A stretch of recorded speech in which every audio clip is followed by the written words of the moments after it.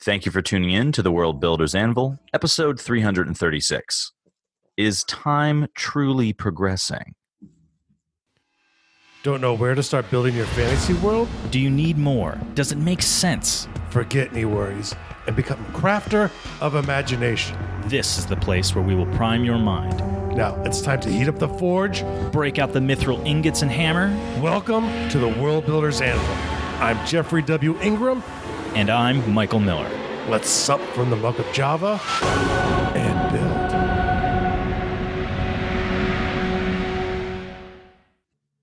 With wisdom, I am your friend and guide and guru, Jeffrey W. Ingram. And arriving about time, I am Michael Miller. Yes. Today we are talking about time, not time travel. We've done that, and we'll probably do it again. We will definitely do it again. But no, it's this idea, and just to give a little information for the people who are listening to this episode, I live in Connecticut. A couple of days ago in our lives, or several days ago at this point, a tropical storm Isaias,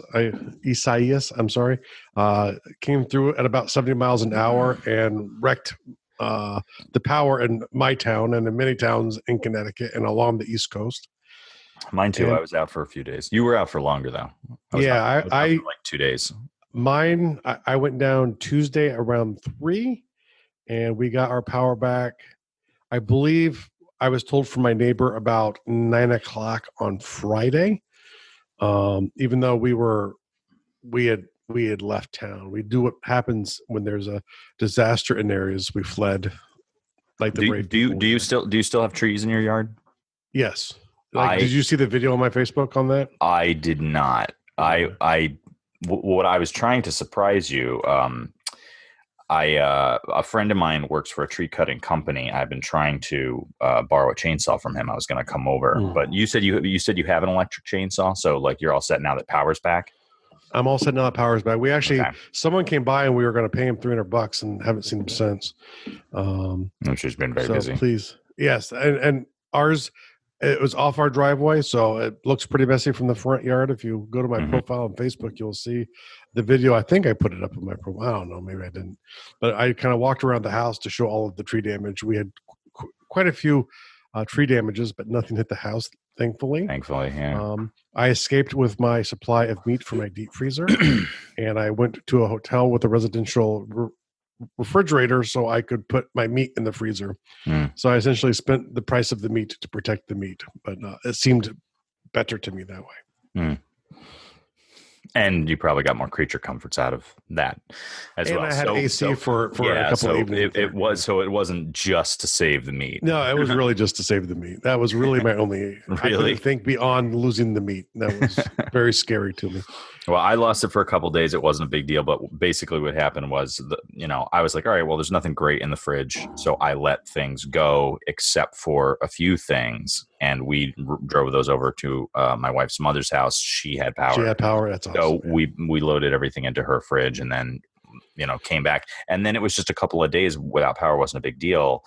And then I had to drive all the way back. And it's a great way to get rid of leftovers. I like leftovers. So, I actually had stuff that I had recently made and put in the freezer. So those were one of the things that I saved. Yeah. Anyway, we're not talking about frozen food going bad. No, but the idea is the same. And this will be a very windy episode here, because I typically, when I have no power, I have nothing to do but think philosophically. And like a lot, we've talked about a few times on the show, back when the pandemic started, I started revisiting The Wheel of Time.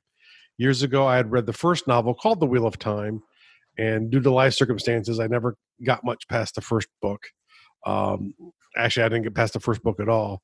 And I kind of went back and I realized there's like 14 books in the series. And the first book is called The Wheel of Time, so you have a lot of catching up to. You have a lot of catching up to do. Yeah. So essentially, and I'm very, very busy. Michael can verify this. It's like now I have someone making appointments for me. I'm so busy. So it's like, kind of awkward for Michael to get like someone else bugging him about setting up? Well, yeah. So I'm getting scheduling. I'm getting penciled in into Jeff's busy schedule. I'm getting emails from his assistant. And thank you, Michelle. Like, it's great that she's helping streamline things. But I just thought it was funny that I got an email like, Jeff is requesting your. If I even remember to tell you that was coming. I don't. You know. You didn't. That's that's what was funny. I was like, why doesn't he just tell me this himself? So, I thought I did, but part of the problem is I'm so overwhelmed for time. I had no daycare. So it's like I have very few hours in a day to work. So that kind of became my babysitter was having someone help out in the business a little bit. And I'm horrible at that kind of follow-up stuff anyway. So Jeff's very scattered this morning. So the topic we're going to be talking about, we're talking about non-linear timekeeping in world building and in fiction. Yeah. So this is an idea that Jeff and I talked about a little bit before the show because I needed him to explain where he was coming from. Yeah. I'm going to throw a little bit of it out there and then you further it up. Basically, the idea, not necessarily how time may not flow forward. So we're not specifically talking about how time moves per se. I'm sure we will a little bit, but more how we as, human beings kind of look at it is if time is moving forward, that we are progressing, like our technology is advancing, our knowledge base is progressing, and we're becoming more and more progressive as time moves forward. And that's not necessarily true. Yeah. I know it's like some of the articles I had read over this time were there's a brewing argument, and this is actually one of my later points, but when I shifted up here in archaeology about when civilization started. We have this idea like in Sumeria, I don't know, like 3,500 years ago or the such, the first civilization on Earth was born.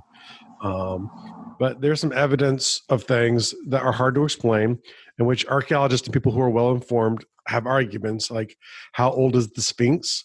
I've seen people age it like 8 to 12,000 years old, and these aren't people who say aliens built it, just that it's older than like the pyramids by thousands of years.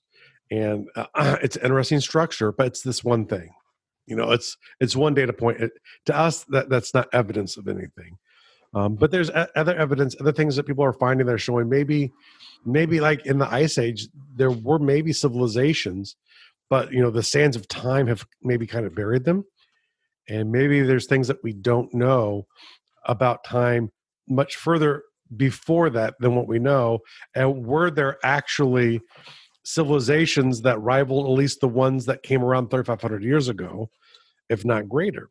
And if you've read The Wheel of Time, this is going to be a huge spoiler, but not important to the plot, but important to the world building. See, I'm wondering if I should listen to you now because I haven't read it. They talk.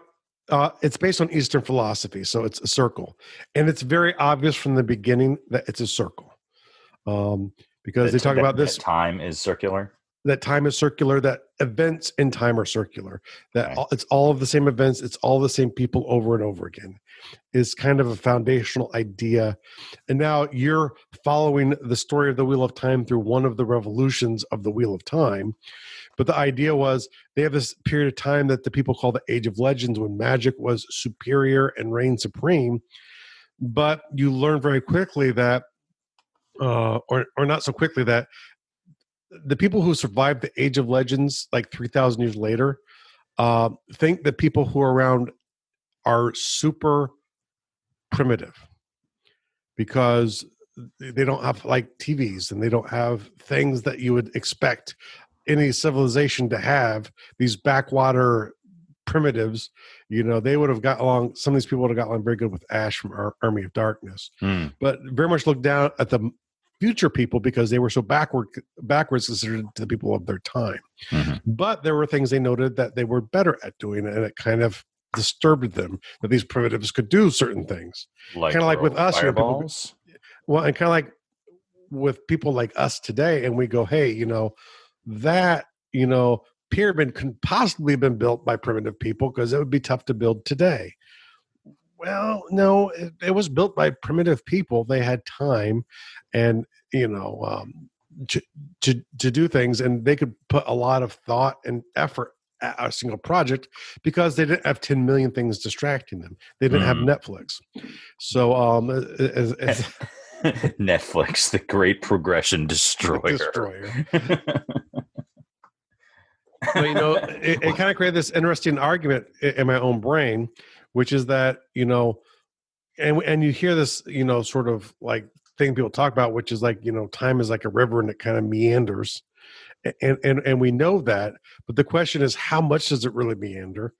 And well, I feel like part of what you're saying as a statement is misleading, though. You're saying time is a river and it meanders, when really what we're talking about is the advancement or lack of advancement when it comes to a culture's progression. So we keep making the sentence easy by using the word time. But I don't want this to be confusing, because we're not talking about the actual how time works, right? Like, are we clear on that? Yeah, we're not discussing the way time itself works, but the way our perception of time works, really. And our perception is things move forward. All right. So I just wanted the clarity that we're talking about more progression, more social progression than the passage of time. Yes. It's not about the passage of time. It's about our perception thereof. When we think about the progression of time, it's this idea, and you can kind of see it, if you pull back, and look at the time thing, like today compared to, like 2000 BC, we're much more advanced than people were. Technologically speaking. Maybe not. I mean, we do murder a lot less people. I mean, per capita. So that's good, I guess. But really, well, we're not quite where we should be with that. The irony of that is that it's only an accurate statement by putting per capita in there, because the populations are bigger, our societies are more complex, and odds are a lot more people are dying. Oh, no, odds are more people are dying, will probably die today than existed in like 3000 BC. But the thing is, the population growth was not linear, and it did not just kind of keep going up, and sometimes technology held back populations. Sometimes famine or disease would hold back populations.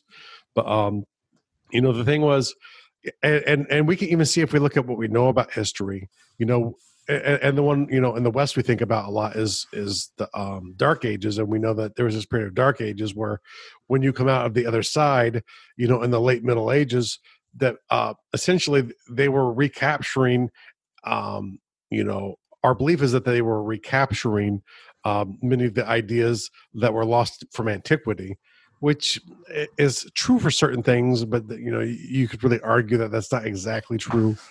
Government types were probably much more advanced, in the upper Middle Ages at the end of the Dark Ages than they were at the beginning. We did not, Latin did not die as a language. That's a myth, a pretty bad one. Latin changed. So instead of it being Latin, you had Italian, you had Spanish, you had French. They were Latin and Romanian. They were all Latin. They just, were different than the Latin that was used by the Romans. Because language evolves over time. Language is about how we speak. That's why, like English, you kind of wonder why certain vowels are used in certain words, and like sometimes it's like that vowel doesn't match the sound, and it's because the way we say vowels in English are different. It changes over time. So sometimes the E made sense there, but 100 years later, it's an I. And so we get confused because it's just an evolved language, and that's just the way things are. Things keep changing, but they're so subtle, over the course of your life, you might not notice certain changes, but other changes might be obvious, like technology. When Michael was born, there was no such thing as fire. Man figured out fire. Michael actually invented fire. He does not get credit for this. I don't like to advertise it because it got me in a lot of trouble. So I don't mind that I don't get credit for it. So, but in his life, he's gone from the invention of fire to Fire TV, which that's a huge advancement. So, but that's a lot of changes to get there. That one I am mad that I don't get credit for. I just want a royalty. I could use some of that Fire Stick money. But the idea really is, it's like if you look at time at a big picture, it's easy to say we've advanced technologically speaking as societies. The way we deal with each other has advanced tremendously in 3,000 years, but it's not straight. There have been periods of times, like in the Dark Ages, where certain parts of society, or maybe large parts, have regressed. The growth has slowed or even regressed. And there are signs where it was like, I think it was the collapse of the Bronze Age civilizations where there was a huge step back in the lives of the people who were around there. In the early Iron Age, especially like in areas like Greece, not all across the world, but in like Greece, we know like they lost the ability to write. That's one of the reasons we don't know linear A script is because it was forgotten. They kind of took the letters and created a linear B. But we don't know. Are you referring to when you say linear A, linear B? These are references to specific written languages. To the Minoan and Mycenaean Greek versus the Athenian Greek language. Okay. Linear A is I believe the script that they used, and the symbols look very similar, but the sounds and the words were different. And because it was a couple hundred years that it was lost, you have the oral tradition which comes out, and probably a lot of those stories of Homer were of maybe historic events remembered through time. And it's like the idea that the Cyclops, they thought was real because they saw these giant walls which were made by the Mycenaean Greeks. But they were just so giant compared to what could be made. And when the new Greece kind of emerged, that they thought it was like giants, artisans that built these giant walls, But it was really just a loss, a massive regression, which took hundreds of years to get back to where it was, technologically speaking, and then it could start progressing again. And, that kind of leads to, the thing that I think makes humans is our ability to benefit from other people's experience. So I benefit from the experience that a whole bunch of people thousands of years ago figured out how to farm, and other people have figured out how to make houses. I can't make any of these things. I live in a house, I have food, but I don't know how to do any of that. You can see my garden. You can go look at my garden. You're like, wow, this guy knows nothing about growing food, and that would be a fair argument to make. Not even tomatoes, man. They're pretty easy. They're pretty easy. My garden kind of got hit hard by the storm too. Yeah, so we're seeing tomato plants might have survived though. So, but yeah, the principle there though is as we as humans advanced. Sometimes, especially if we lost the ability to understand, where we came from, there is a regression, and we don't necessarily know. Like maybe Atlantis was like this ancient civilization that had super death rays and Death Stars, and we just don't remember, and we think it's maybe an island in the Aegean that blew up once, which was a really large volcanic explosion, but it didn't really wipe out the Minoans. But that's a different story. But the thing is, we do at times as a species, if we lose our ability, if there's enough time that progresses where we can't do something, we might stop being able to take advantage of it, not knowing how it works. Like the most famous one in the West is cement. I was going to bring this up. Yeah, go ahead. Go ahead. No, you probably know it better than I do. The Romans had a cement which was fabulous, and they made harbors out of this cement where they would create molds and they could fill it in with cement. It would dry, and they could create harborages where there wasn't naturally one, or usually to improve one that was naturally there already. But the idea was if you go into water and make these hard cement, structures, like they could pour this cement into water and it would still cure. It would still cure and dry. And yeah, that's impressive. I didn't know that part. But I mean, there were buildings in Rome that were probably at least 6 stories tall, made of cement. Now they lacked fireplaces. That was a thing they didn't quite get down, but they had high-rise buildings. Yeah. And that technology was definitely one of the things that was lost. And not until we got to reinforced concrete, in like the 1900s, I believe. Maybe a little bit earlier than that. I'm not sure when we started shoving steel in there. Did we create, structures that were equivalently strong? They weren't done the same way. And through chemistry, we figured out that it was, I believe, the type of sand that they used in their concrete, the volcanic sand. The volcanic sand, yeah, was the magic pixie dust.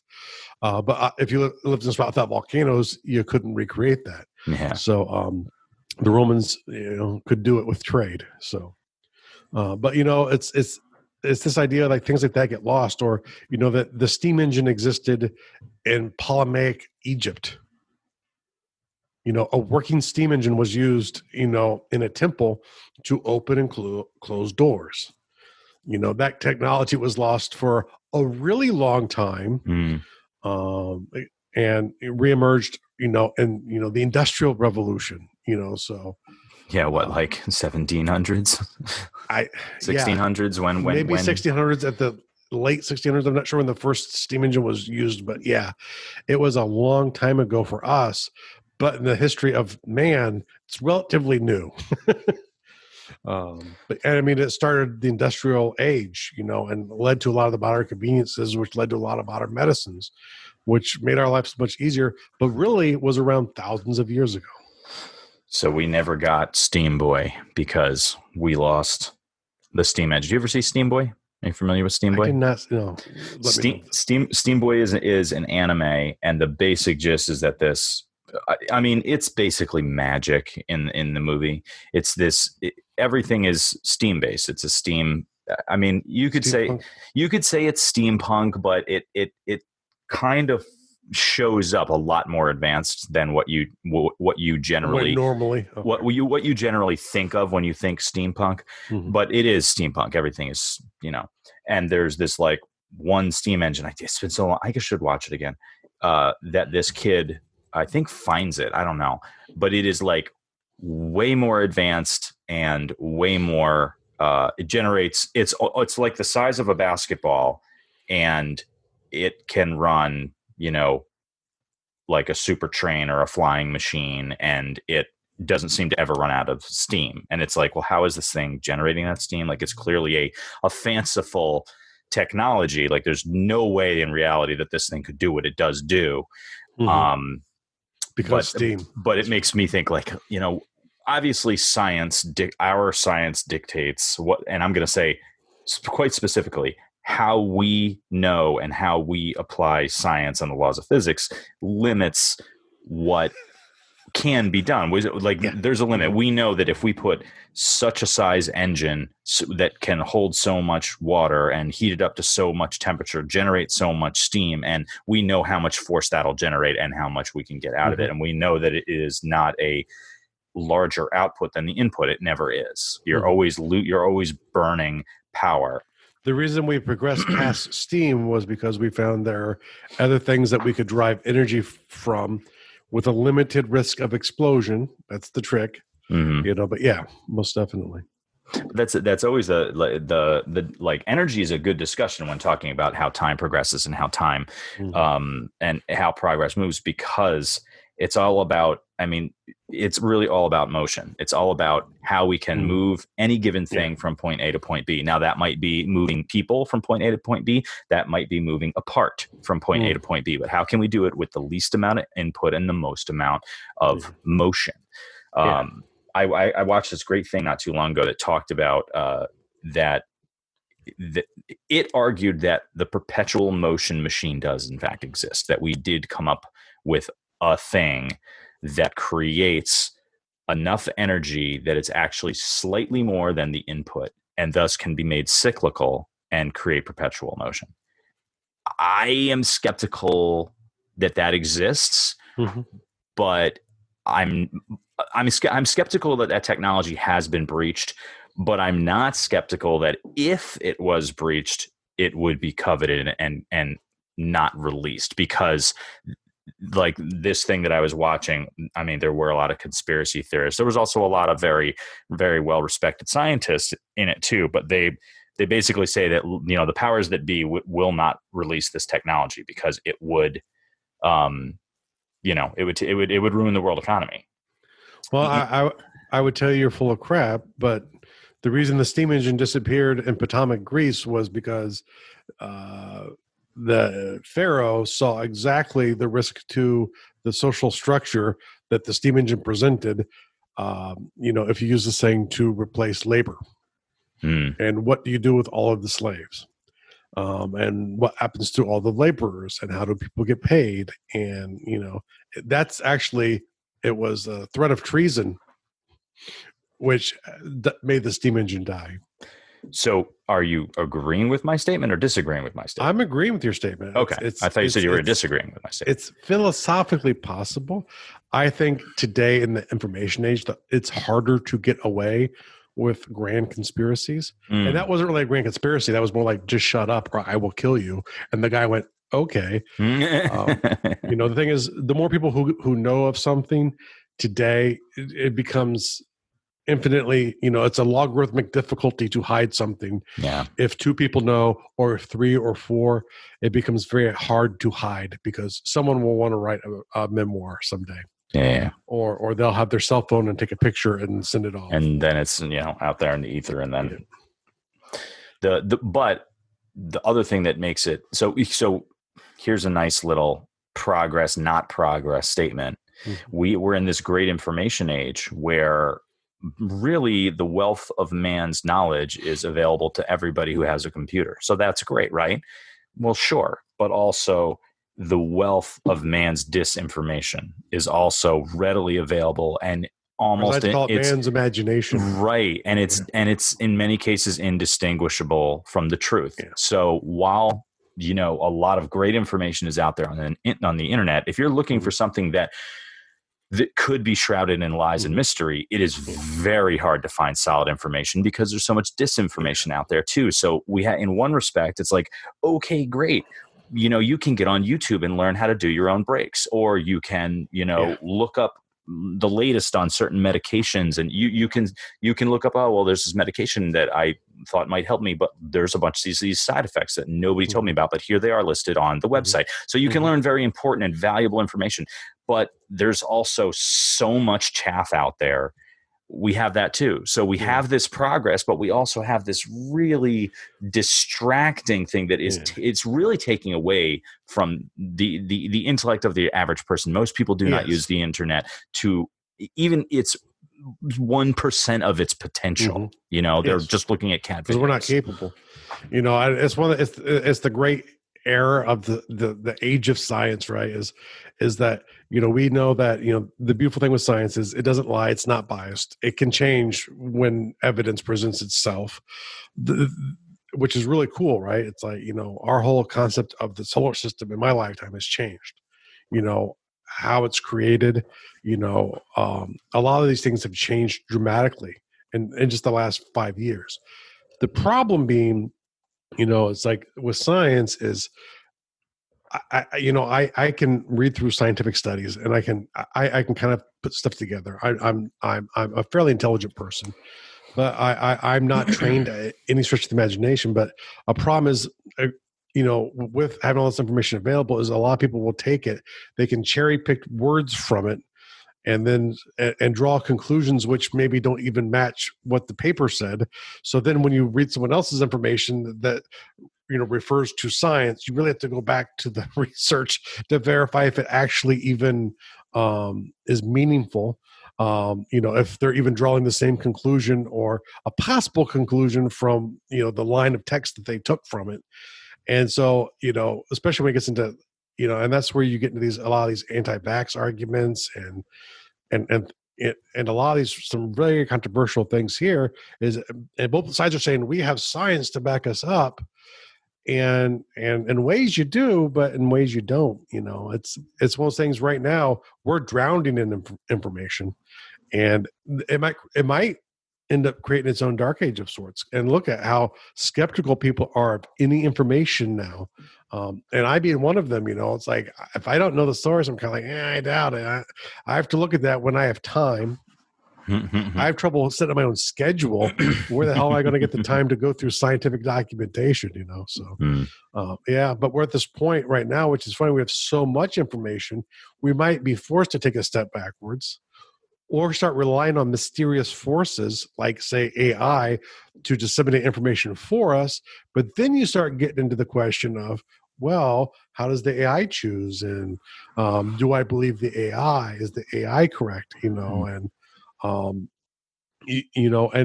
it leads to these dark crevices where conspiracies can thrive because, as humans, our brains need to fill in the patterns enough for us to understand so we can move forward.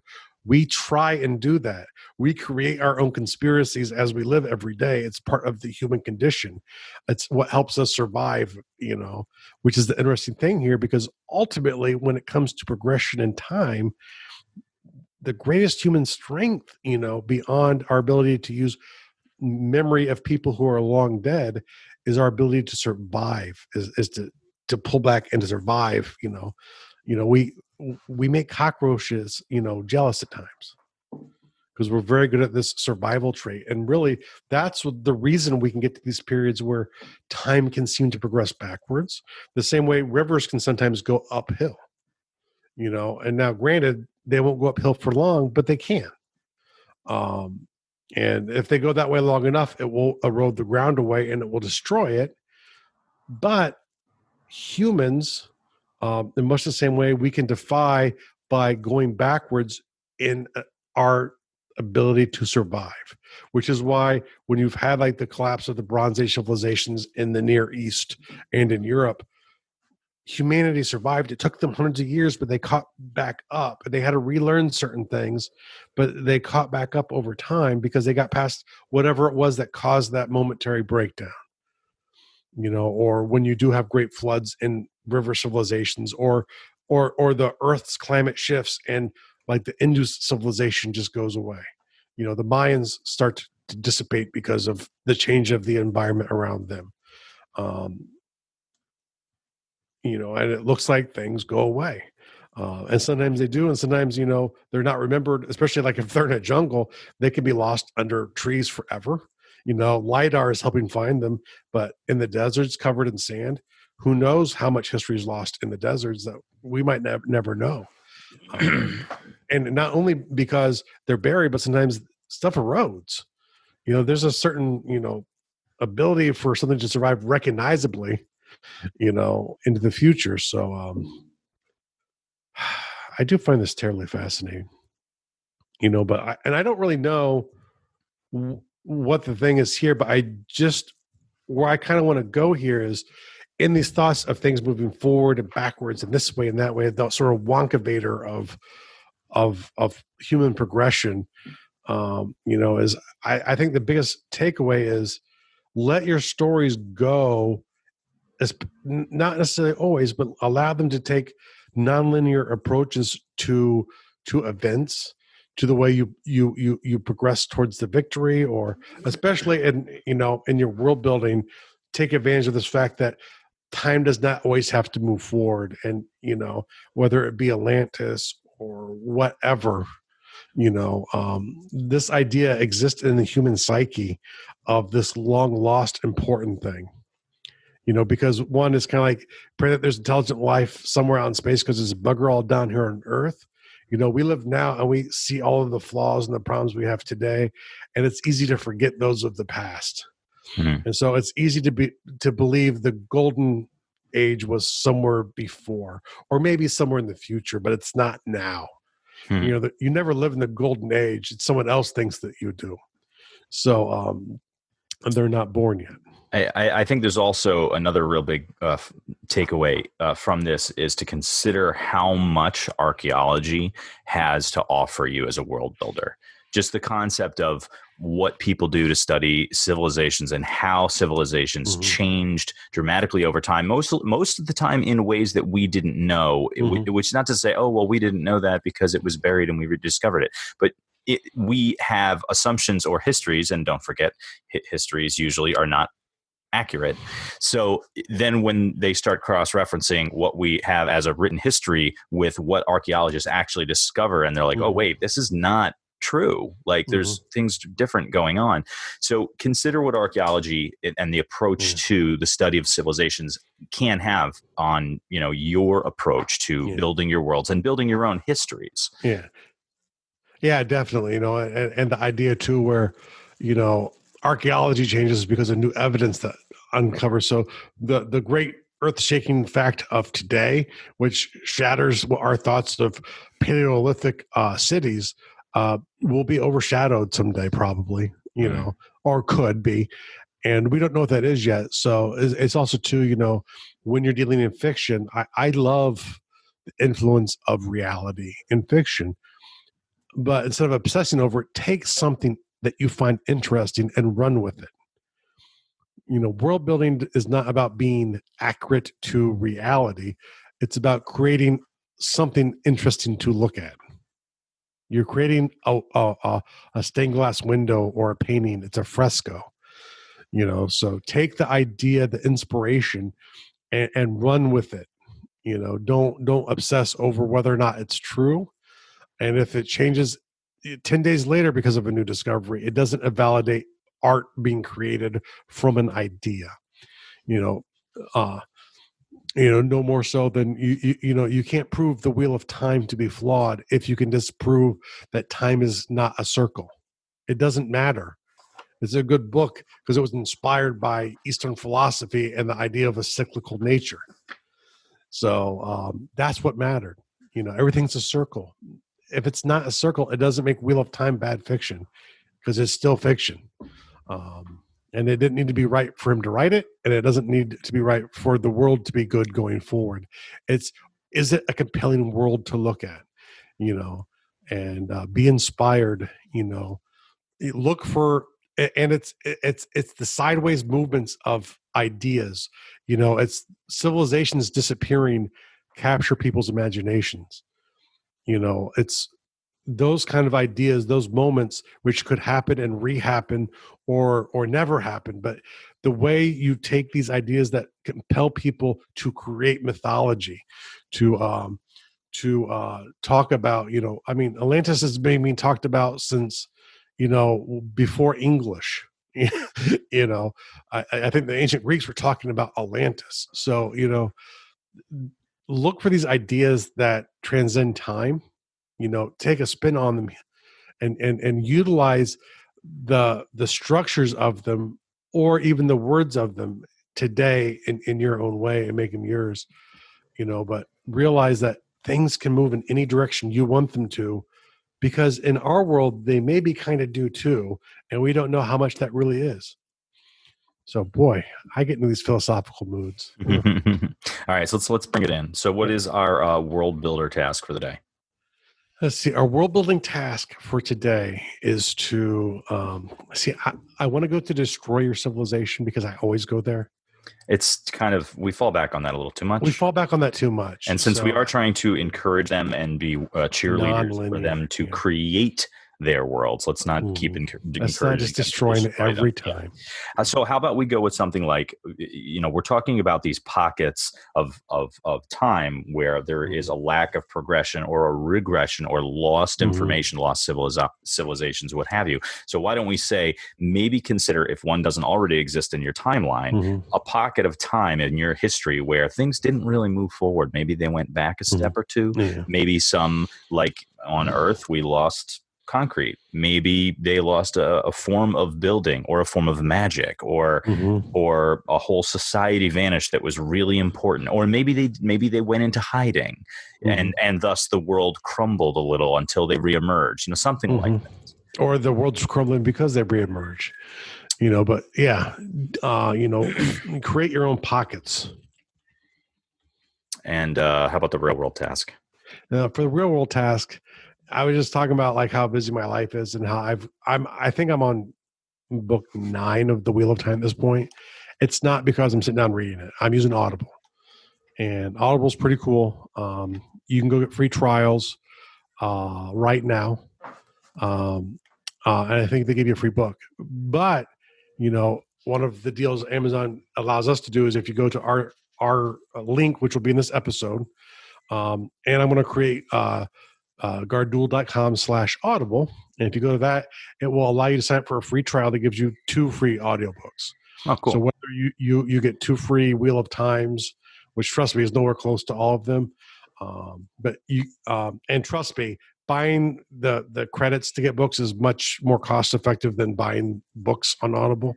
But or there's a nonfiction book you want to listen to, something that you can adjust, but not have to take the time to sit down and read it. This is a way to do it. Sometimes you sit there and it'll be so good you have to go back to the paper because you can get a little bit more from it. That's fine. But Audible is a great way to get through a lot more books if you don't have time. And you can get 2 free credits if you go to guardduel.com/audible, or if you go to the show notes for episode 336 on guardduel.com, you can just click on the link to Audible right there as well too. All right. Well, thanks for listening, guys. See you next time. Thank you so much for listening to the World Builders Anvil. We would love it if you would share the World Builders Anvil with 2 of your friends. And so would they. If they are unfamiliar with podcasts, then you get to introduce them to the wonderful world of podcasting. Take them to Stitcher or iTunes, or best of all, just send them to our website, www.guardduel.com. That's GARDUL.com. Now strike while the mithril's hot.